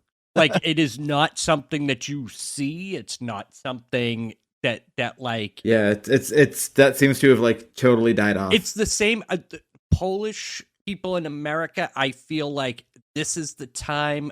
What happened to the Irish and the Italians in like the early 1900s? This was their turn, basically. This is their. Okay, cool. Yeah, you're now one of us, I guess. Yeah, you're assimilated. This was still scapegoat time, and now you're just one of us. Yeah. I think like it just takes however many generations to But if you remember back, like even when we were kids, it's still classically at that time every Polish joke was basically insinuating that they were dumb. Yep, which is not the case at all. No, I would argue your wife is smarter than all five of us. Yeah. Yes, my wife is smarter than all five of us combined. If we were some kind of awful Megazord. I know what a disgusting Megazord that would be if we combined all five of our strengths. We would not win in that Power Rangers fight as we all came together. We'd all just be the feet. I'd be the anus. But I knew you were gonna say It's that. all feet, and Gordo's a chocolate anus, and fucking I'm the chocolate the putties starfish. go to Gordo's anus. I can be I'll be the Dragon Zord. But yeah, so they get into this conversation where kids brought up that Michael's Polish, and he's like, "I'm very proud to be Polish." He's like, "Why aren't you proud to be Jewish?" He's like, "Because I'm not Jewish." And they just keep going so back and forth. So you're like, see, it's like, see, like Jews, you tend to be emotional. talk with your hands. And they keep getting on him for it. Lionel like really bests them and kind of hits them with you're like, I don't think anything different, you just because you're Jewish and blah blah blah, and like kind of reassures him and then leaves. So he kind of just leaves, and has it so it's like he doesn't give Archie that opportunity to like rebuttal it. You know what I mean? He like it's a huge talent to be able to like blow up a situation and then walk away from it without any shrapnel. You know what I mean? Like Lionel does a great job of this to just like he riles up the whole house and he's like, see you later, and doesn't have to deal with any of the aftermath. That is a fucking great move, yeah. And Archie's like, I hate a smart aleck kid, and I don't care what color he is. Which I think is also a great like editing transition here. Like that's what they go to commercial on. That is a very smart move to leave on that line. Yeah, we get like the fade out, fade back in because obviously the commercial break. He's about to, Archie's like, I'm gonna head up and watch some TV. It's like, well, and mom didn't even open her gift yet. It's finally Edith's time to like open up her present, and she's like so lovable in this moment. She's like, It's my favorite scene of the she's whole. like, look, my hands are shaking. She's like so excited to get a present. Like it's so sweet. Yeah. It's so sweet. And it's like, it's a lace like handkerchief. You know what I mean? It's like, it's one of those, and again, we talk about generational shifts. Like I feel like that gift would go off like a fucking fart in church now. I don't know. I've seen some videos of farts in churches and they've made me laugh. But you don't want presents to be funny. Unless you're at like a Yankee swap. That's the one time where you're like, funny gifts. Where I have contributed such items as a butt plug and an entire case of plantains.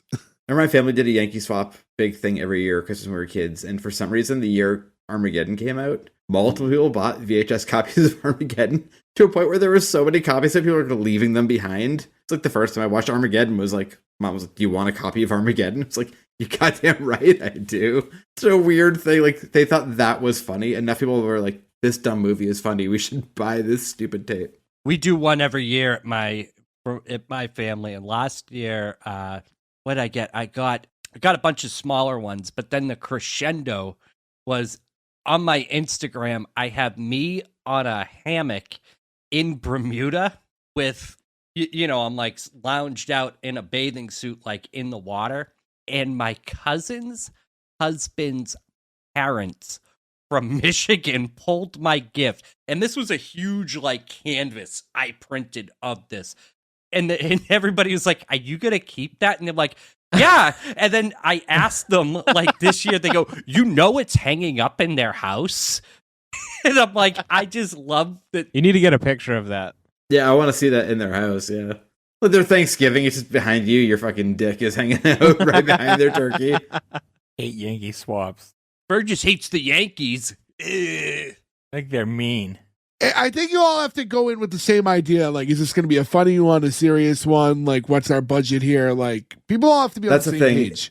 I think budget's huge, right? Like, The Office is a great example of that, right? Like, if everyone's like $20 and this is funny, then no one ever gets mad about it. Yeah. Yeah. Well, in The Office, it was supposed to be Secret Santa. Yeah, that's true. It was never supposed to be a Yankee swap. So Edith is like so excited. She's looking at these two like lace handkerchiefs. So who's it from? Who's it from? Like Archie's like, yeah, who's it from? It's like, it's from you, Archie. And like he had just lit a cigar and like the cough is fucking classic. He's chewing and like coughs on his like from sucking in his cigar and like it was like perfect. He like spit takes a cigar. Yeah. Also, anybody who's ever taken a drag of a cigar by accident, that is so real. Yeah. She sits in her chair next to his and she's like, you know what I'm going to do? I'm going to try using one, see how I look with it. Some people just don't look natural with fancy things.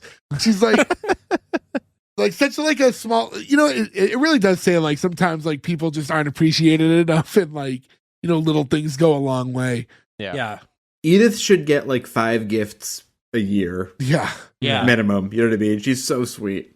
And they're playing it up and Gloria and Michael like, oh, you look wonderful, like very natural. And then she thanks Archie for it. She leans over and like kisses his head. He's like, all right, you're getting me all wet. And yeah, he's getting her all wet. Ugh. Stop it. You're getting Joe horny. Stop. Oh, Joey. And they're like, oh, like read the card. And she's like, oh, I bet it's a Hallmark. And she checks the back. Well, pretty near. I'll say this. This is still today a thing. Why is that important? It's not. It's not. Yeah, it's weird. Some people think it is. I never understood, but they did a great job establishing themselves as if you don't buy a Hallmark card, you're a sack of shit. Like if some other person writes a nice note with a goofy image and like, charges you for a folded piece of cardboard. If it's not from Hallmark, somehow you're like scum of the earth because you didn't spend $10 on the fucking card. racket, man. You ever go and like you find your card and you're like, this is $16 for real. It's like a fucking $7 card for what? Fuck you. They could have bought them a magazine. Yeah. You know what I like now is the Love Pops, where they're like the 3D. Those are I get those for every anniversary. Me too. For my girl. Me too. I get them for every birthday. This year I got my wife a one that's a can of sardines, and it says "Holy mackerel, it's your birthday," and I couldn't. They stop. make some awesome. They ones. do. They made a cool Jaws one last year. Yeah. There's like the cardboard flowers you can buy now. There's all these things you could do, but like just in the greeting card space, what is it about Hallmark cards that have ever meant anything? It's tissue. It's a Kleenex, rather.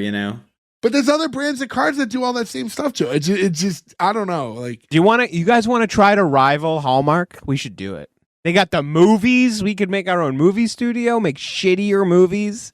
Let's make shittier tissue paper, shittier cards. Oh god, what was the fucking horny Frosty movie with a kid from Jack Frost. Schitt's Creek last year? Recent. I watched it. What was it? Yeah, we did. Yeah. Hot Frosty. Yeah, what? It's the sexy snowman. Wait. Hot Frosty. Yeah. No. It's a sexy snowman comes alive movie from last. Dude, we watched it because it's the guy from Schitt's Creek, and we were like, "This is the most amazing thing I've ever seen." It's so bad. Hot Frosty. It is called Hot Frosty, and you should watch it because your brain will explode. So it's like the plot of Mannequin, only with a snowman. It's exactly a mannequin, only because the mannequin is a guy. There has to be at least one scene of a girl being like, "Oh," when he's naked and she sees her dick. Did they blur out his butthole with longer hair? Yes, Disney updated it and made his butthole longer. And the main girl is Gretchen Wiener. Oh, really? Yep. Oh, nice. Who is like weirdly now that's what she does. She has Hallmark movies. Like She she's has in, like, Hallmark 50 movies. of She's them. been in Yeah. a billion of them. I mean, it's probably low effort, high money. Oh yeah, I'm sure. They Hallmark. Once they like you, they'll sign you to a billion movie deal. They honestly probably film a movie in 2 weeks, right? Oh yeah, and it's always either about like Christmas or either you got murdered or you murdered somebody. Those are like the only plot points. Yeah, It's always, I got to go back to my hometown from the big city. Oh, there's Yeah. my former boyfriend. We're in love again. Like, They certainly have a formula. how's your tree farm doing? it's crazy though. And if somebody does it right, like there was also the movie from I forget it was last year or the year before, the Ben Stiller movie. I think it was last year, where like Ben Stiller, who's like a big hotshot lawyer in the city, has to come back to deal with a bunch of feral kids that are like somehow tangibly related to him. I like cried my eyes out at the end of that movie because they did it so well, where you're like, if you do this plot and this stupid fucking tried and true sort of way of doing a Christmas movie the right way, it really works. Ben Stiller's movie was so emotionally good. I forget what it's called, but you should all watch it. I'll Called send it in the chat meet later. the parents. Meet the Frosties. Meet the Frosties.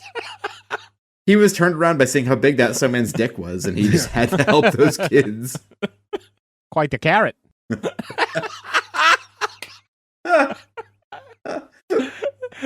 Don't forget to cup the snowballs. In my brain, he's the bunny from Winnie the Pooh, and he's like, "No, honey." So Edith reads the card, and it's something very sweet, and like it takes her a little bit. And as a matter of fact, I think it's referenced later that I think even Archie, found the poem in the card to be a bit sweet. But she reads it, gets a little emotional. But yeah, it touches Archie for sure. She runs over to the kitchen, I don't know, maybe cry, and then it leaves Gets to Archie. use her hanky. Yeah, and he's sitting there, and he looks over, and then it cuts to the couch, and it's just Michael and Gloria just making out on the couch now, which I'll tell you, like, that one kind of surprised me a little bit. That one seemed a little out of character. That was weird, yeah. Yeah, that was weird. I feel like especially for the time, that's weird, too. Like, that's weird now, but I feel like it was even weirder for then. Yeah. It's like the poem from Maniac Mansion. It got everyone horny. All horned up. Gloria runs off, like, after he makes a comment to them when he sees it, and it leaves just the two guys, and Michael's like, "Hey, I saw you, Archie. That card got you too, didn't it?" He's like, "Well, they got some damn good writers for those cards. Like, some of your best song lyrics come right off them cards." He's like, "What?" I I'm genuinely surprised he didn't deny that it got him. Yeah. And what I like too is like when Michael's like, it's just a greeting card. Like, what are you getting so excited about? It's not like he wrote the thing. He's like, no, I didn't write it, but who had the good taste to pick it out? He forgot that he didn't actually give Edith. He didn't have any part of this. You just have like Michael pointing at himself. Also, I feel like the weird poverty row thing now, where like all of these people who are, it's almost like journalists, right? Where like all these people who spent 50 years being Hallmark card writers have just been replaced by AI and are now out on the street being like, we'll work for food. You're like, oh, you just got completely replaced. Sounded oddly sarcastic. Like, oh, you got replaced. No, I was being serious. I'm I pro know real you writer. were. That's why it's funny. Show closes with, it's like Michael's pointing at himself saying, I'm the one who picked out the card. And, we don't know this watching just episode 1, but, it ends on another like classic with Archie looking at him and goes, go on, will you, meathead? And then we get the first meathead too. Which becomes like, basically his name in the show after a while. Like he's like almost known as Meathead more than Michael. Oh, yeah. If you look him up, it's always Michael Meathead Stivic. Yeah, it's never Yeah. just Michael. Yeah. Yeah, that's the conclusion of the episode. Like I said, it's interesting. It's very weird to when I got to the point where I'm like, oh, they're not leaving this set. Like not once. Yeah. And I don't know if we've done enough, even with the classic shows. We did that British one when they were in the apartment the whole time. Oh, yeah. Sometimes it stays within a house, but like you'll cut to the upstairs and you go to the son's room and then you're in the garage. But it was the only one that really just stayed like in the same like pan left, pan right the whole time. And if I'm thinking about other episodes of All in the Family too, like they're in the basement sometimes. Archie ends up buying the bar, and there's like a few scenes where they're in the bar. I remember one where they go to vote is a big one, but like they kind of don't leave that first floor of the house for 90% of the show. Which is pretty amazing that they can pull that off for, I mean, if you count Archie Bunker's place, right? Like the show went on for 15 years almost. It's crazy that I haven't noticed that until seeing it as an adult. Yeah. I mean, it's the weird thing with being a kid. Yeah, you're just like, it is what it is. You never think twice about it, Yeah, again, I mean, we kind of been going on for a while, so I don't want to tear this on too much longer. So to get right into the green light or cancels, Joe, starting with you. Yeah, this is tough to be analytical about because it's like one of my absolute favorite sitcoms of all time. I think we've mentioned this once here before, and I would pay genuine money if I could get it back. When it was on at our local affiliate when we were kids, they did a contest where you could write in for your favorite episode, and they were doing a marathon, maybe like a Saturday or something.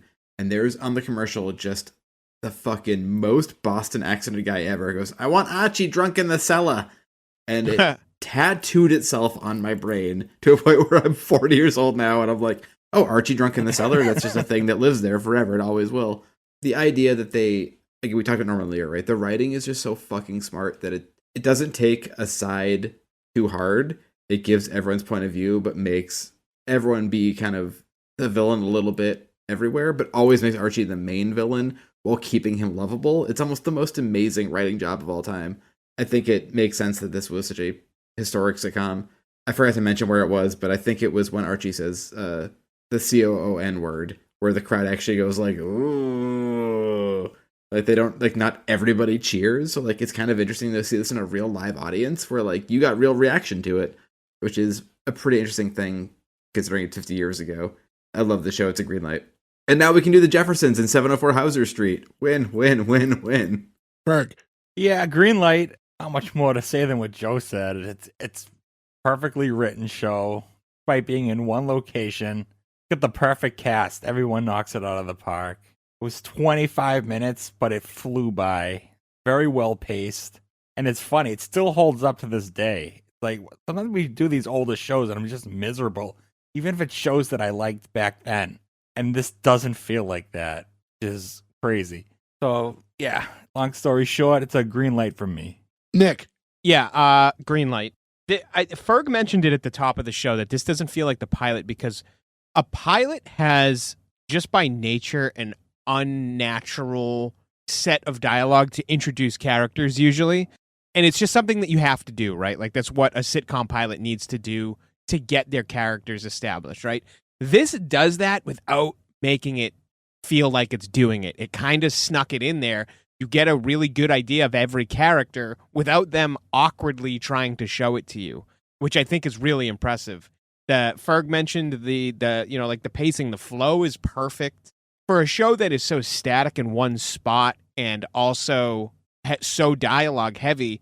You're in dangerous waters there, because if your dialogue is not engaging, you're going to lose people with that much of it. And I wasn't lost at all in this. I would never once clock watched or anything. Everything is entertaining. You're engaged the whole time. It's got to be one of the most perfect sitcom. It's one of the most perfect sitcoms in general. But I think as far as pilots go, this one it's got to be top 5, 10 at least.